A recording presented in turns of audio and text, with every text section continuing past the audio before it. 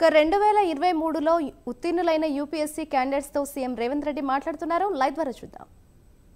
సభ్యుల యొక్క కళ్ళల్లో ఆనందం చూస్తూ 90 రోజుల్లో 30,000 ఉద్యోగ నియామక పత్రాలు ఎల్బీ స్టేడియంలో ఎక్కడైతే మేము ఉద్యోగ ప్రమాణం చేసినామో అక్కడే వాళ్ళకు కూడా ఉద్యోగ ప్రమాణం చేయించి ఉద్యోగ పత్రాలు 90 రోజుల్లో 30,000 ఇవ్వడం జరిగింది. దీన్ని బట్టి తెలంగాణ నిరుద్యోగ యువత ఈ ప్రభుత్వం యొక్క ప్రాధాన్యత ఏందో అర్థం చేసుకోవాల్సిన అవసరం ఉన్నది. అదేవిధంగా మీకు అందరికీ తెలుసు, తెలంగాణ రాష్ట్రం ఏర్పడిన తర్వాత 10 సంవత్సరాలలో ఇచ్చిన ఏ నోటిఫికేషన్ కూడా ఇచ్చిన సమయానికి పరీక్షలు నిర్వహించిన సందర్భమే లేదు. దానికి కారణం ఏదైనా అయి ఉండొచ్చు, వాళ్ళ ఆలోచన విధానాలు ఏమైనా ఉండొచ్చు. కానీ తీరని నష్టం, యుక్త వయసులో ఉజ్వల భవిష్యత్తును ఆలోచన చేసి కోచింగ్ సెంటర్లలో తిరుగుతూ మధ్యతరగతి దిగువ తరగతి కుటుంబాలు తల్లిదండ్రులు కష్టపడి రూపాయి జమ చేసి ఇక్కడికి పంపిస్తే అమీర్పేట్ చౌరస్తాలను, దిల్సుఖ్ నగర్లను, అశోక్ నగర్లను వివిధ కోచింగ్ సెంటర్ల చుట్టూతో తిరుగుతూ సంవత్సరాల కొద్ది పరీక్షలు వాయిదా పడుతూ సంవత్సరాల తర్వాత పరీక్షలు నిర్వహిస్తే ఫలితాలు వచ్చే లోపల మీరు కష్టపడి చదివిన పరీక్షా కేంద్రాల్లో మీకు ఇచ్చిన ప్రశ్నపత్రాలు అంతకంటే ముందే జిరాక్స్ సెంటర్లలో పల్లి బఠానీల్లాగా అమ్మినప్పుడు ఆ విద్యార్థుల యొక్క బాధ, భావోద్వేగం మేము కళ్ళతో చూసినాం, అర్థం చేసుకున్నాం.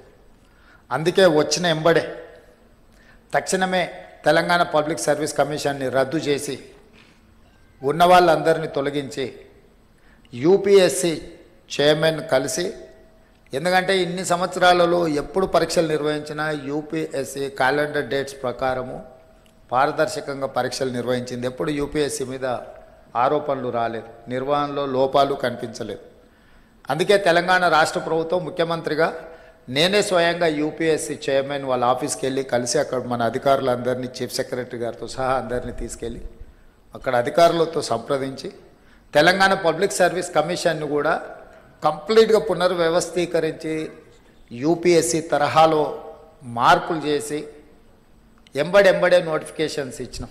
ఆ నోటిఫికేషన్లో భాగంగా గ్రూప్ 1 ప్రిలిమ్స్ కంప్లీట్ చేసినాం, మెయిన్స్కి ఇప్పుడు ప్రిపేర్ అవుతున్నారు. నిన్నటి నుంచి డిఎస్సి పరీక్షలు నిర్వహించడం 11,000 పై పోస్టుల వాటి పరీక్షలు నిర్వహణ మొదలైంది.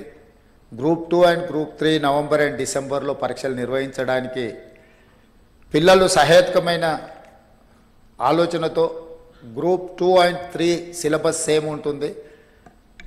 మేము ఇప్పుడు డిఎస్సి పరీక్ష రాసినంబడే గ్రూప్ 1కు ప్రిపేర్ అవుతాం, మళ్ళీ గ్రూప్ 2 ప్రిపేర్ అవ్వడానికి కష్టం అవుతుంది అని అంటే వాళ్ళు చెప్పిన సమస్యలో కొంత విషయం ఉన్నది. కాబట్టి మా బట్టి విక్రమార్క గారు ఎంబడే public service commission chairman Mahender Reddy గారితో మాట్లాడి ఈ విధంగా విద్యార్థులు లేవనెత్తుతున్నారు, ఇందులో కొంత విషయం ఉన్నది, మీరు ఆలోచన చేయండి అంటే తక్షణం పబ్లిక్ సర్వీస్ కమిషన్ కూడా గ్రూప్ 2 పరీక్షల్ని గ్రూప్ 3 పరీక్షలతో పాటు నవంబర్ అండ్ డిసెంబర్లో నిర్వహించడానికి ముందుకు వచ్చింది. నేను ఎందుకు ఇవన్నీ మీతో పంచుకుంటున్నా అంటే ఇవాళ ఈ ఎగ్జామ్స్కి అంతా ప్రిపేర్ అవుతున్నదంతా మీ సహచరులు, మీ ఏజ్ గ్రూప్, లేకపోతే మీ బంధువులో, మీ ఫ్రెండ్సో, మీతో పాటు సేమ్ స్కూల్లో కాలేజీలను చదువుకున్నారు. ఈ ప్రభుత్వానికి మొదటి ప్రాధాన్యత నిరుద్యోగ సమస్యను పరిష్కరించడము. నిరుద్యోగ సమస్యను పరిష్కరించాలంటే ప్రభుత్వం మీద వాళ్ళకు విశ్వాసం, నమ్మకం ఉండాలి. ఎస్, ఈ ప్రభుత్వం పరీక్షలు సరైన సమయంలో నిర్వహిస్తుంది, సమర్థవంతంగా నిర్వహిస్తుంది, సమర్థులైన వాళ్ళను ఎంపిక చేస్తుంది, సామాజిక న్యాయాన్ని పాటిస్తుంది, SC ST OBC reservations and women reservations అన్నిటినీ పకడ్బందీగా అమలు చేస్తుంది. ఎవరు ఎలాంటి ఆలోచనలు కానీ అపనమ్మకాలతో ఉండాల్సిన అవసరం లేదు అనేది ఆ భావన రావడానికే ఈరోజు పబ్లిక్ సర్వీస్ కమిషన్లో సివిల్స్ మీరు ఎగ్జామ్స్ రాసిన వాళ్ళు ఎవరు కూడా ఎగ్జామ్స్ నిర్వహించిన సంస్థ మీద ఎవరు ఆరోపణలు చేయలే. ఎందుకంటే ఆ సంస్థ మీద మీకు నమ్మకం ఉంది కాబట్టి మీ కాన్సన్ట్రేషన్ అంతా, మీ ఫోకస్ అంతా మీ ప్రిపరేషన్ మీద ఉంది.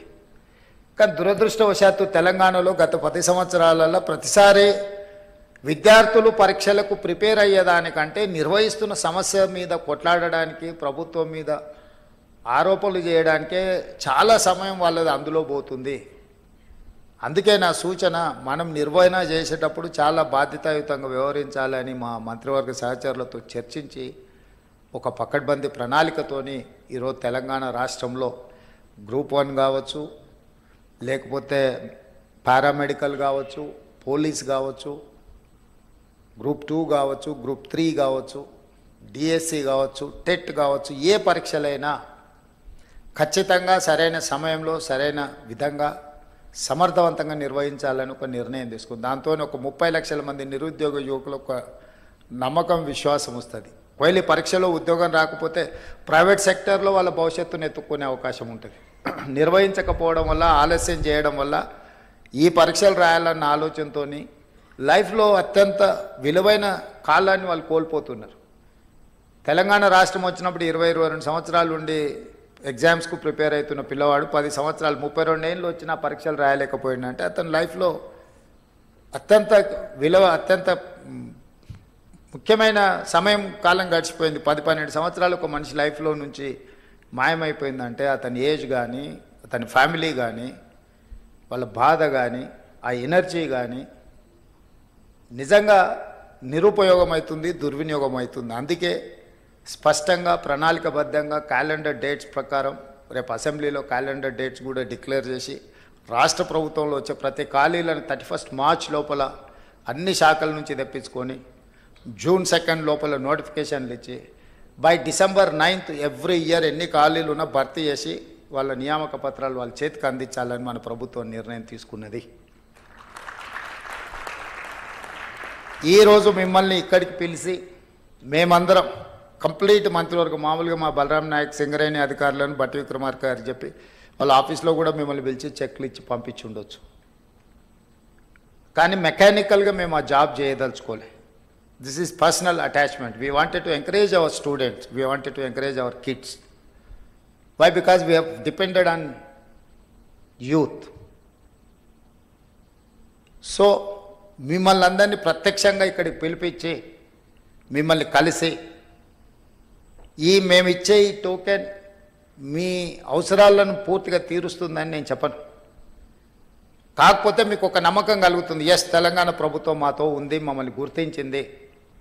మిమ్మల్ని గుర్తించడం ద్వారా లక్షలాది మా విద్యార్థులకు ఒక సందేశాన్ని పంపదలుచుకున్నది మా ప్రభుత్వం. ఎస్ మీరు కష్టపడితే ఈ ప్రభుత్వం మిమ్మల్ని పిలిచి పర్సనల్గా కలుస్తుంది, మిమ్మల్ని అభినందిస్తుంది, మీ భుజం తడుతుంది అని ఒక సందేశాన్ని ఇవ్వడం కోసం రాష్ట్ర ప్రభుత్వం మంత్రివర్గం అంతా కదిలొచ్చి, ఇదేం మంత్రివర్గ సమావేశం కాదు, మీ స్టూడెంట్స్కి ఇచ్చే చిన్న ఏమంటారు గెష్. అయినా ఎందుకు ఇంతమంది మంత్రివర్గ సహచరులందరినీ ఈరోజు ఈ వేదిక మీద కూర్చోబెట్టినామంటే మీ ద్వారా తెలంగాణ రాష్ట్రంలో ఉన్న నిరుద్యోగ యువకులకు ఒక నమ్మకం, విశ్వాసం కల్పించాలనేది మా ఆలోచన. ఇది మా బాధ్యత. మా బాధ్యత నెరవేర్చుతున్నాము అని, నెరవేర్చడమే కాదు నెరవేర్చినట్టు కనిపించాల్సిన బాధ్యత కూడా ప్రభుత్వాల మీద ఉంటుంది. అందుకే ఈరోజు మిమ్మల్ని అందరినీ ఇక్కడికి పిలిచి సింగరేణి సంస్థ ద్వారా మీ చదువులకు అంతో ఇంతో సహాయం అవుతుంది. ఇందులో చాలామంది డబ్బులు అవసరం లేని వాళ్ళు కూడా ఉండొచ్చు. కాకపోతే ప్రభుత్వం వైపు నుంచి మిమ్మల్ని అభినందించడానికి ఇది ఒక మంచి మార్గంగా ఆలోచన చేసి ఈ కార్యక్రమాన్ని ఏర్పాటు చేసినాం. తప్పకుండా ఇక్కడికి వచ్చిన 41 మంది విద్యార్థులు అందరికందరూ సెలెక్ట్ అయ్యి మళ్ళీ టాప్ ర్యాంక్ తీసుకొని తెలంగాణ స్టేట్కే, తెలంగాణ ప్రజలకే, మన వాళ్ళకే సేవ చేయడానికి ఇక్కడ సర్వీస్లో జాయిన్ అవుతారని ఆశిస్తూ కష్టపడండి. మీరందరు సిస్టంలో ఉంటే మన వాళ్ళు ఎంతసేపు నా స్టేట్ లెవెల్ ఎగ్జామ్స్కే ప్రిపేర్ అయ్యేది మన మైండ్ సెట్లో అది ఒక మెంటల్ బ్లాక్ ఉంది మన స్టూడెంట్స్కి. మీరు బీహార్ రాష్ట్రాన్ని తీసుకోండి, రాజస్థాన్ తీసుకోండి, ఆల్ ఓవర్ ఇండియాలో సివిల్ సర్వీసెస్లో వాళ్ళు ఉన్నంతమంది ఆఫీసర్లు ఎవరు ఉండరు. మరి మోస్ట్ బ్యాక్వర్డ్ స్టేట్ అంటారు బీహార్.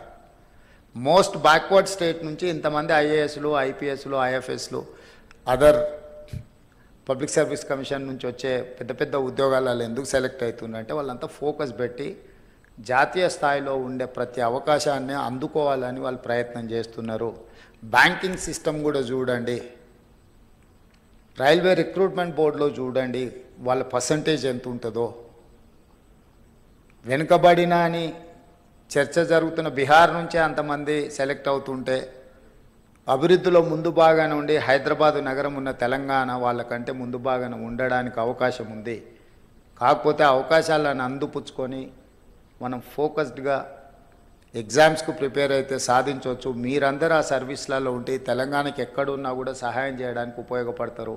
ఈ రాష్ట్రానికి అవసరమైన నిధుల కోసం కేంద్ర ప్రభుత్వాలతో ఇతర రాష్ట్రాలతో సంప్రదింపులు జరిపే ముందు, ఏదైనా నివేదికలు ఇచ్చే ముందు మీలాంటి వాళ్ళు దేశంలో నలుమూలల ఐఏఎస్ అధికారులుగాను ఐపీఎస్ అధికారులను ఇతర ఉన్నత అధికారులుగా ఉంటే మన రాష్ట్రానికి మనం చాలా చేయడానికి అవకాశం ఉంటుంది. మీ భవిష్యత్తే కాదు, మీ గెలుపులో రాష్ట్ర భవిష్యత్తు కూడా ఉన్నది. మీరందరూ సెలెక్ట్ కావాలని మనస్ఫూర్తిగా మిమ్మల్ని అభినందిస్తూ, ఇంత మంచి కార్యక్రమాన్ని ఏర్పాటు చేసిన సింగరేణి సంస్థలకు, ఈ కార్యక్రమంలో పాల్గొన్న మా మంత్రివర్గ సహచరులకు, పార్లమెంట్ సభ్యులకు, శాసనమండలి సభ్యులకు, ముఖ్యంగా సింగరేణి ప్రాంత శాసనసభ్యులు అందరికీ, మా చీఫ్ సెక్రటరీ గారికి, మా అధికారులందరికీ కూడా మనస్ఫూర్తిగా అభినందనలు, ధన్యవాదాలు తెలియజేస్తూ సెలవు తీసుకుంటున్నాం మిత్రులారా. Thank you sir. మీకు మా సంస్థ తరఫున ప్రత్యేక కృతజ్ఞతలని తెలియజేస్తున్నాం సార్.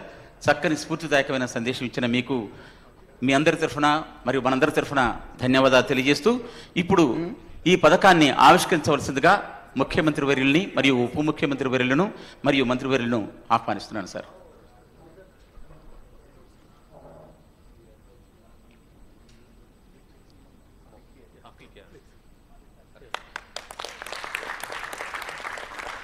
రాజీవ్ గాంధీ సివిల్స్ అభయ హస్తం for mains aspirants of UPSC civil services examinations.